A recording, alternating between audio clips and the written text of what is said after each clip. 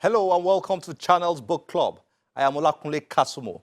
For many centuries, much of the African experience has been oppression, subservience, slavery, colonialism, poverty, and underdevelopment.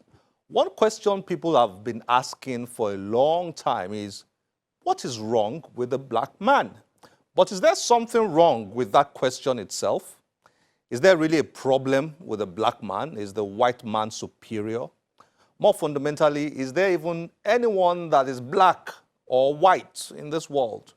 Our guest today is a mysterious masked man called Tamedu, whose life is dedicated to answering questions like this and unraveling what he believes is the truth that can set the Africans free. Tamedu is a thinker, historian, songwriter, Pan-Africanist, and social engineer. He's the author of this book, which I couldn't drop until I finished reading. It's titled Black Grace, Deconstructing the Black and White Barrier. The book is essentially one that explores the racial barrier and what Africans need to understand to become free to build successful societies. Tamedu joined us to discuss his book and its black and white racial barrier theme. Enjoy this. Tamedu, nice to have you on Channel's Book Club. Welcome. Peace. Peace. Well, let's start with, why are you masked? This is your character. Why are you masked? Tamedu, the masked one. Well, Tamedu is my name. If you go to Ghana, I'm the one who receives you at the airport. You want to get a haircut in Rwanda, I cut your hair in Rwanda. I'm the taxi driver that pulls you around. Tamedu is nobody, but he's everybody. Tamedu is everywhere. And I wear my mask because I am the solution to the youth future of Africa. Of Africa. Yeah. So Tamedu is every African person out there. Well, Uncle, the youth of Africa were different from the older people of Africa.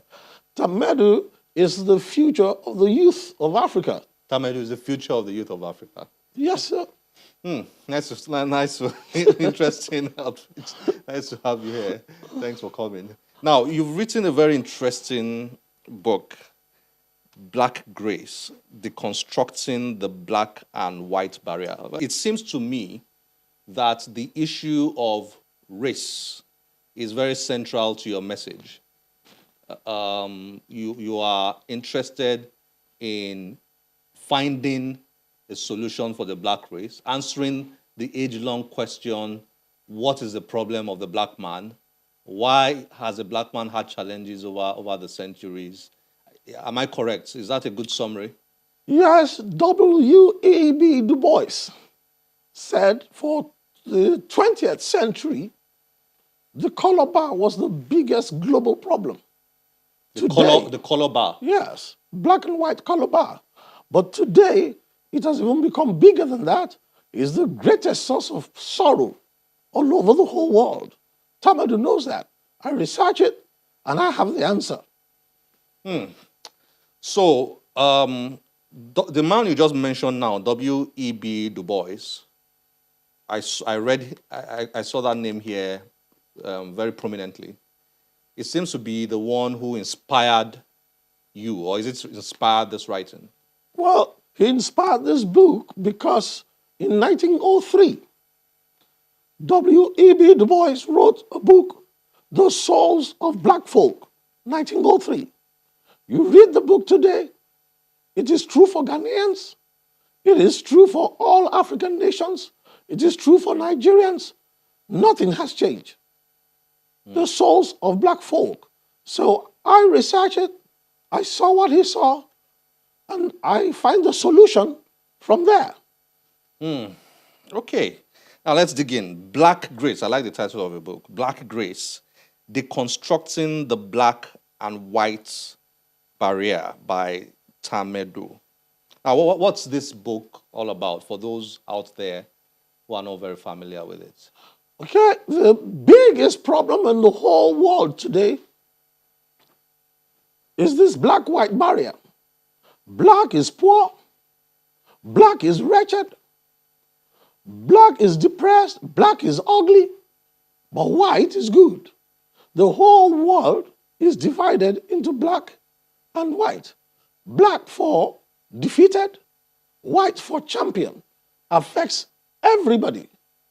So my book finds the solution to the most terrible problem on the face of the earth.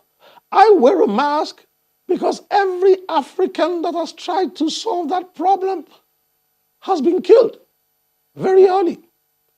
Patrice Lumumba, he saw what I saw. They killed him.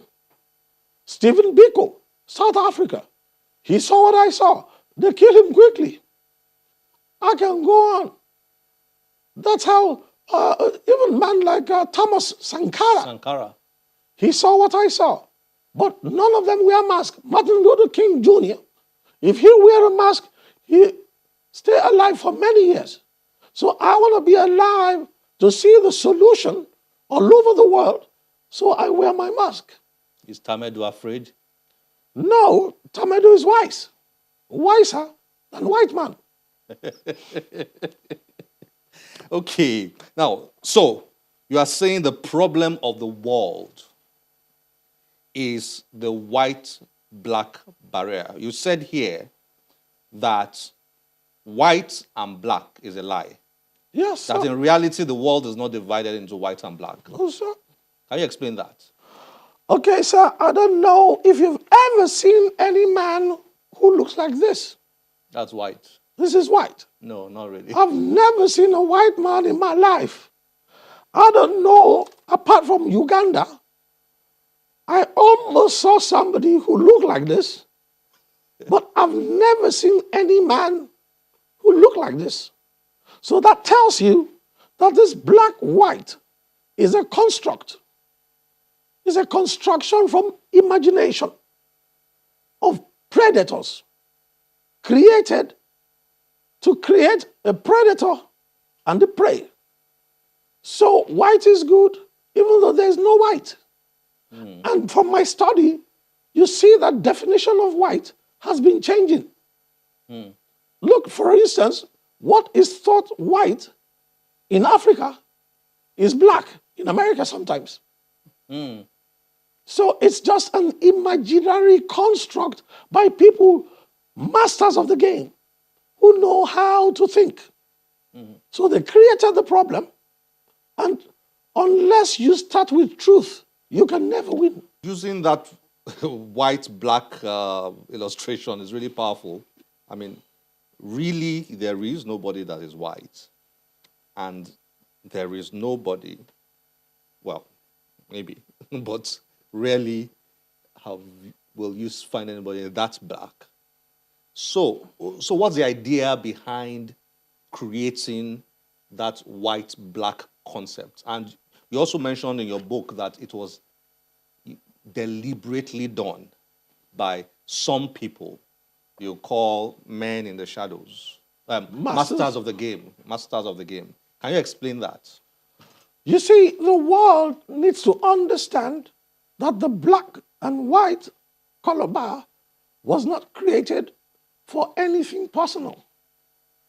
The masters of the game, men of deep thinking, they want advantage. They want to be rich. They want to be in charge. They want their children to enjoy the best. So they create a dynamic predator, prey. Predator. Prey. So white's superior to black. Yes, inferiority here, superiority here. And so they wrote a program. That program, they established the program all over the world, brilliant program.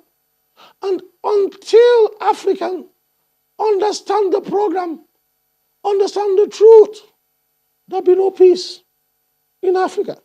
We must write another program. We shout, and shout. No solution. Explain this program, because it's a core part of your book. you spoke about, you wrote about how the thinking of the African has been sharpened in such a way that he thinks everything black is bad or inferior and everything white is superior. Is this a reality? Explain that to me, please. Okay, 1411 was the first time the Portuguese came for a slave raid in Africa. 1411. Yes. They saw the African slave is stronger than white slaves. So everybody turned attention to Africa since there was no industrial age then. To come and capture slaves. Just to work on plantation, just to make money. Now, man naturally himself is not good as a slave. So you have to invent an industrial formula. That formula is only known by masters of the game. No textbook, no university, nobody know that formula unless masters of the game. And when they apply it on you, they're going to break you. They break your thinking, they break your emotions. W.E.B. Du Bois wrote out that secret in 1903. In his book? In his book, Tertium Quid. He called it Tertium Quid. Tertium Quid. Which means a man related to beast, related to man. He is not a man. He is not a beast. He is programmed to be something in between. Somewhere in between. Who is that? The black man? The African man. There's no black man. That's the way Du Bois described that strategy in his book, that concept. That's the concept. Now, to put that alive, Du Bois noticed that they sewed a veil, a big veil, to cover Africa. When you cover a place, all the light disappear. In darkness, everything looks black and gray. No color. So the masters of the game wrote a program. Anybody can use it. Look, when they came to Rwanda, when they came to our country, when they came to Rwanda, Van Gatsen came with only 200 and something men and the program. But under 300 men and the program can control 3-4 million people because of the program. All is inside the book. How is this, how is this playing out in the state of Africa right now? Are you saying this is the reason why Africa is the way it is? This is the reason why Nigeria is the way it is? All over Africa, my problem is African leaders don't understand programming. Mental programming. Programming. A programmer can program something for 300 years, 1,000 years. Adolf Hitler, his own program was supposed to last 1,000 years. Now, Africans believe that good leadership, Africans believe example, Africans don't understand programming. So all over Africa, our people have been programmed to think black, not African. African is a human being. Black is a tertium quid. Neither man, neither beast, somewhere in between. No imagination.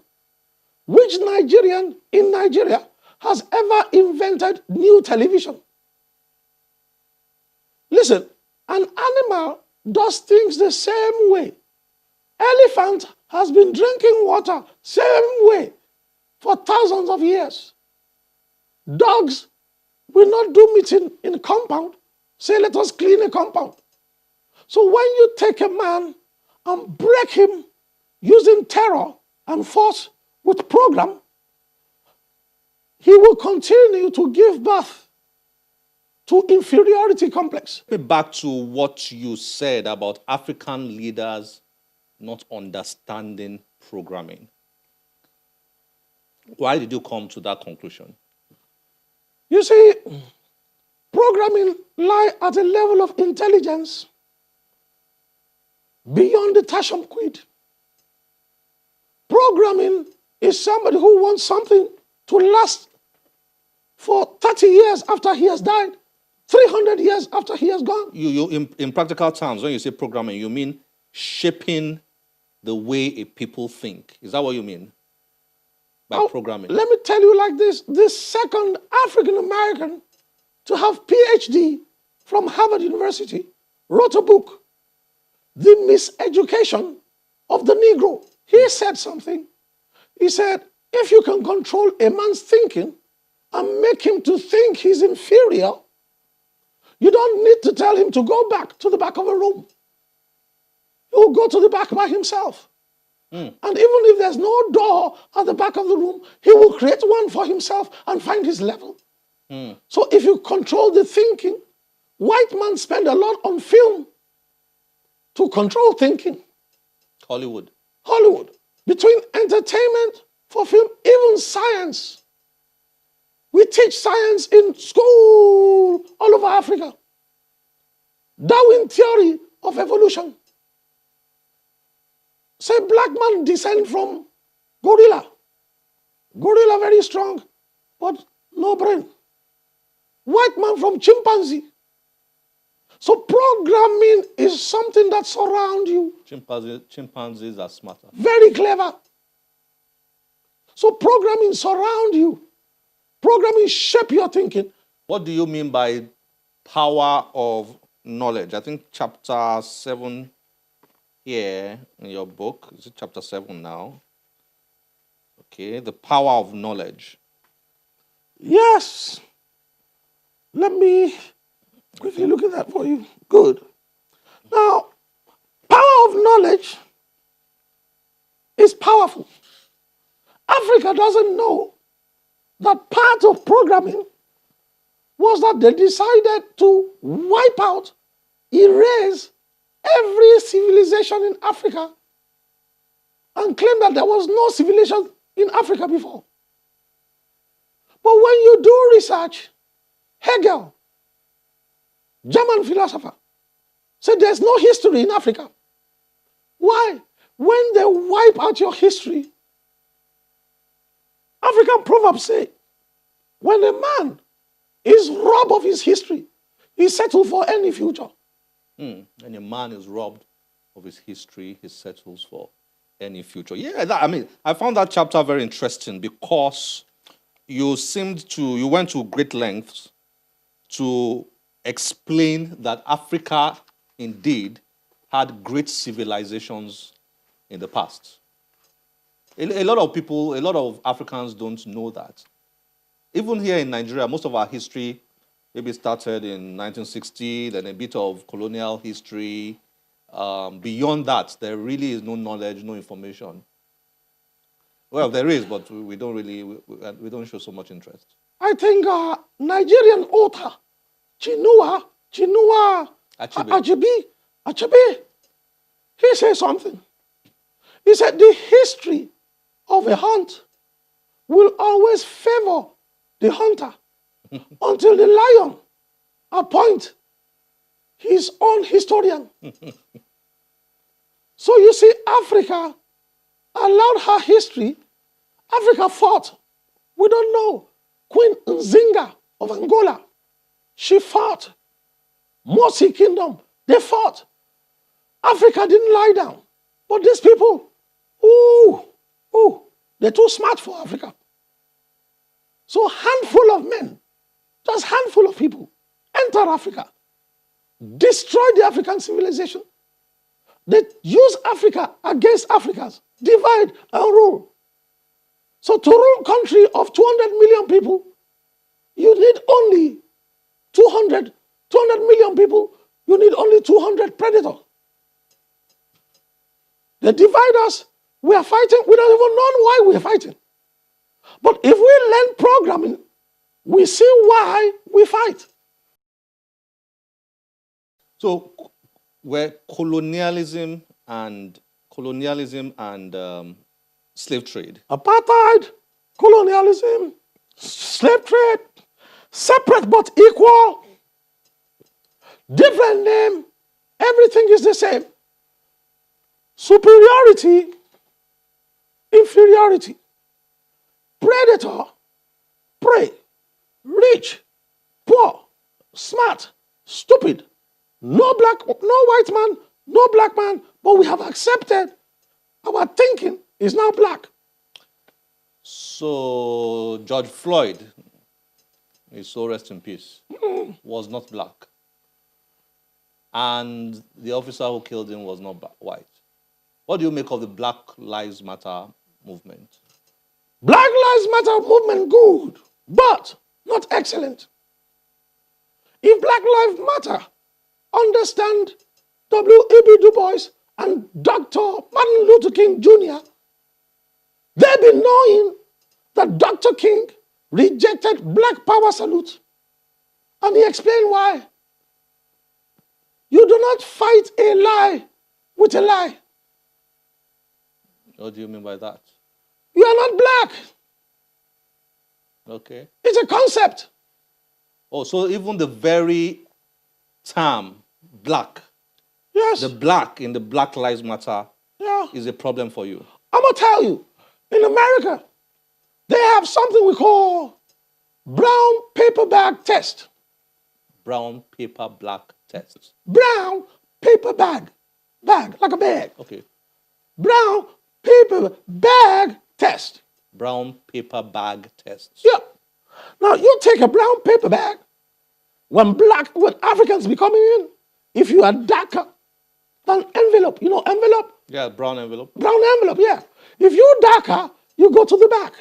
If you're lighter, you come to the front.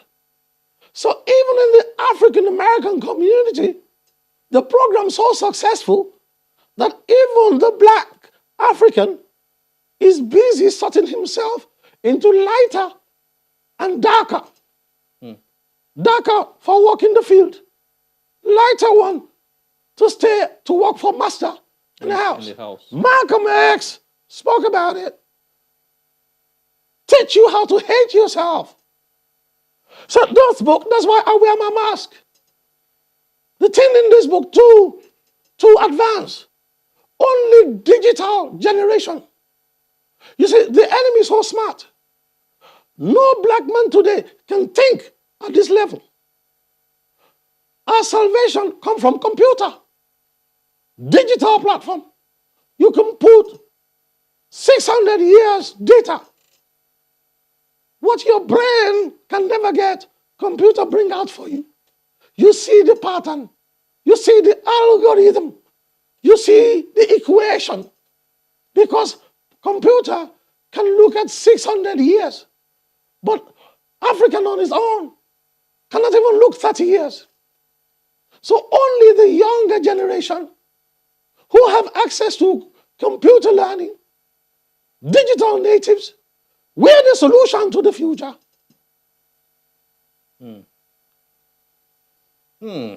Tamedu, thank you very much. It's been a pleasure having this discussion with you. And I've read this, and it's a real page turner.